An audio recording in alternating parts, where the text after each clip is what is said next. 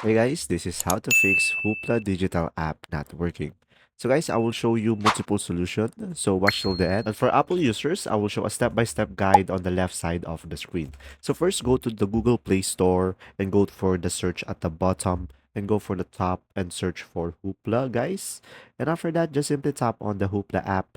And when there is an update, instead of open, you should be able to see update it over here. So just simply update it. And just simply tap on the three dots on the top right and make sure to enable the auto update. Now for the second solution, just simply go to the settings into your device and scroll down and just simply go for the apps. And after that, guys, just simply go for the Hoopla app. After that, just simply tap on it and go for the storage, guys. And after that, just simply go for the clear cache. And if you're still having issues, just simply go back over here and just simply tap on clear data and tap on OK. And you should be able to reset the application. And now, the third solution, just simply go for the Hoopla, hold it and just simply uninstall it and just simply tap on OK. And just simply go back to the Google Play Store and just simply install it back again into your device. And from there, you should be able to fix it.